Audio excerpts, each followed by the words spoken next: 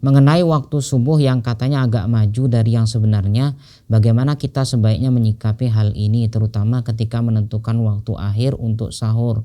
Mohon penjelasannya. Baik. Allahu alam. Ya, Allahu alam tentang metode yang dikatakan bahwasanya waktu subuh kita ini lebih maju. Allahu alam. Tapi ini sudah menjadi sudah, kalau memang ternyata ini salah, seharusnya ya yang wajib merubah adalah pemerintah. Ya, tapi kan kita tidak punya ilmu untuk hal seperti ini, apakah sudah masuk atau belum. Ya. Karena itu yang bisa menentukan ini adalah memang para ulama, tentunya dengan melalui pemerintah. Ya sudah, kalau memang waktu subuh sudah ditetapkan, ya kita mengikuti sebagaimana yang ada, ya yang azan yang sudah terbiasa di rumah-rumah kita. Insya Allah kita mengikut hal tersebut. Ya kita insya Allah, artinya tidak mungkin juga sembarangan untuk menentukan waktu sholat subuh. Bahaya kalau ada orang yang azan atau bahkan sholat sebelum masuk waktunya, maka terhitung tidak sah. Memang ada beberapa masjid yang akhirnya tetap azannya di awal, tetap azan sesuai waktunya, cuman sholatnya yang dimundurkan. Ya, sholatnya yang dimundurkan, ada yang sampai bahkan 15 menit qomatnya, ada yang 20 menit qomatnya, supaya betul-betul jelas.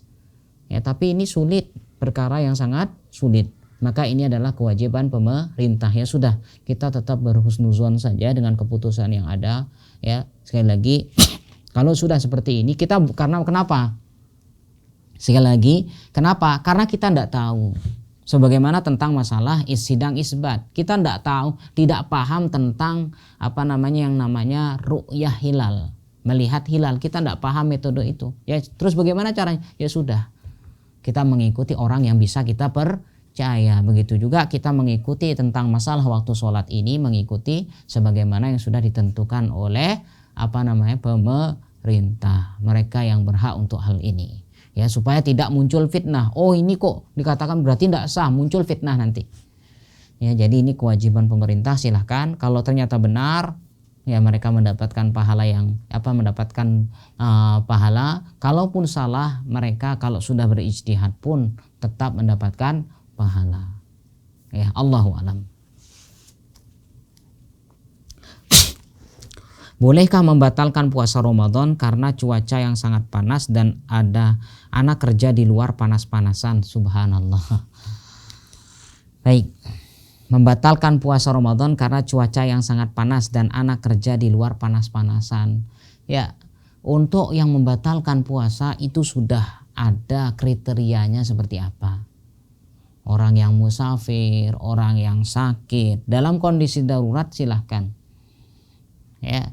Namun kalau kita perhatikan di sekarang saat ini, mana di negeri kita yang tidak ada panasnya? Semuanya panas. Mana di negeri kita orang yang tidak bekerja? Semuanya bekerja. Ya, kecuali kalau pekerjaan kita sangatlah berat dan kita tidak ada pekerjaan lain, kalau tidak kerja mati, itu beda ceritanya. Ya, tapi kalau kerja biasa, kalau hitungan panas ya semua panas. Ya, jangan jadikan bahwasanya dengan adanya kerjaan itu menghalangi kita untuk beribadah. Kalau seandainya ternyata anggaplah kerja di luar sangat panas-panasan. Jadi ini kalau tidak kerja nanti ya sudah, coba cari kerja yang lain. Masa rela kita ya meninggalkan kerja, ya meninggalkan puasa hanya untuk masalah kerjaan. Padahal puasa itu hukumnya sangat-sangat wajib. Ya, jadi tidak segampang itu berpindah membatalkan puasa Ramadan. Jadi ada kriteria orang yang boleh membatalkan puasa.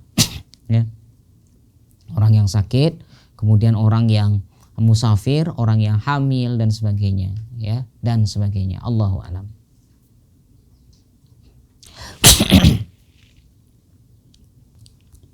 Saya ulangi pertanyaannya, ketika seorang wanita itu telah selesai dari haid, ketika waktu sahur, ya waktu sahur selesai suci, tapi belum mandi besar karena takut terlewat sahurnya, apakah sah puasanya karena belum mandi besar terlebih dahulu? Ya, kalaupun dia nanti mandinya pas saat subuh, itu tidak apa-apa. Sebab ini pernah terjadi di zaman Rasul Sallallahu Alaihi Wasallam. Rasul pernah dalam keadaan junub sudah masuk waktu subuh. Ya, jadi tidak membatalkan puasa. Ya, kan mohon maaf, berhubungan badan kita kan di malam hari, bukan pas pada saat waktu puasanya. Tapi di malam hari, orang bebas makan, bebas minum, mohon maaf, boleh bergaul dengan istrinya di waktu petang. Nah, pada saat sahur, terus bagaimana? Maka kalau dia laki-laki, ya, laki-laki sekali lagi, maka silahkan dia sahur dulu. Terus mandinya kapan? Boleh pada saat azan subuh, boleh. Lah, puasanya boleh tetap lanjut, jadi tidak membatalkan puasanya. Jadi tidak ada syaratnya harus suci dulu, harus mandi dulu sebelum sholat, fajar muncul. Boleh saja. Yang tidak boleh itu adalah makan dan minum, tidak boleh lagi berhubungan badan. Terus kalau wanita, ini dari head, ya. Kalau tadi kan berhubungan badan. Kalau sekarang wanita suci jam 4 pagi. Berarti kan waktu sahur biasanya kita jam 4. Jam 4 kita sudah bangun. Apa yang harus dilakukan? Maka seorang wanita ketika bangun jam 4 ini, dia segera mandi. Mandi besar. Kenapa dia mandi besar? Karena dia ada kewajiban sholat maghrib dan isya.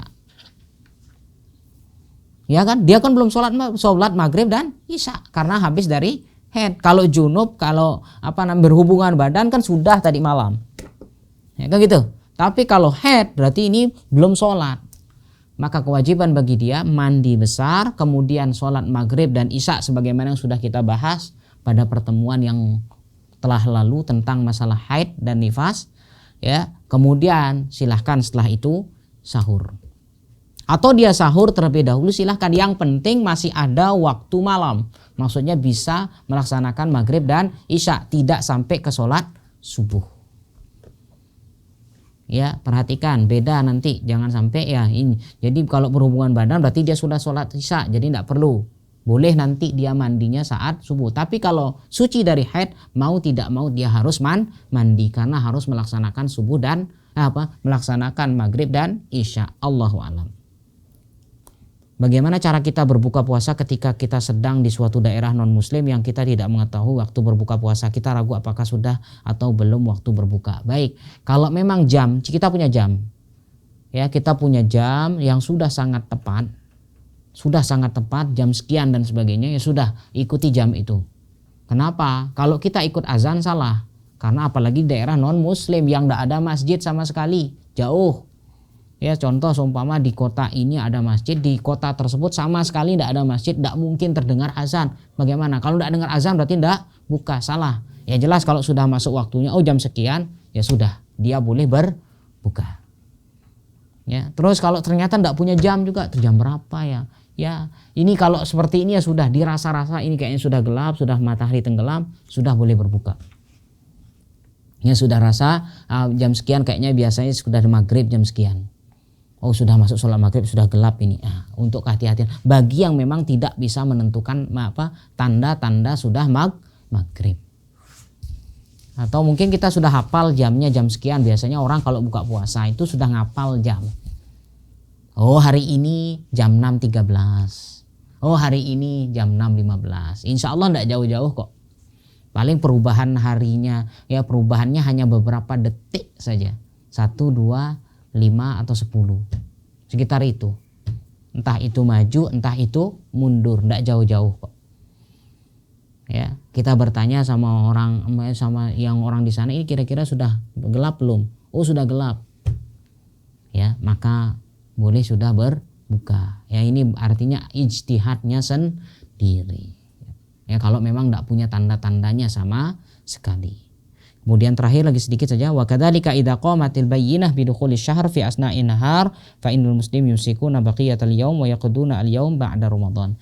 Jika ternyata ternyata tidak sampai pengumuman pemerintah ke daerah tersebut, ya akhirnya mereka makan biasa, tiba-tiba baru dikasih tahu orang tadi malam sudah diumumi, sudah diumumkan bahwasanya hari ini puasa, maka saat itu orang yang sudah mendapatkan kabar seharusnya berpuasa, maka boleh mereka harus menahan puasa, menahan untuk tidak makan dan minum, dan wajib bagi mereka untuk mengqadha hari tersebut. Ini terlambat mendapatkan berita. Nah, ini mungkin jazakumullah khairah yang bisa kami sampaikan pada sore hari ini, mudah-mudahan ada manfaatnya. Barakallahu fikum. Saya akhiri wasallallahu ala nabiyina Muhammad subhanakallah bihamdika asyhadu an la ilaha illa anta astaghfiruka wa atubu ilaik. Assalamualaikum warahmatullahi wabarakatuh.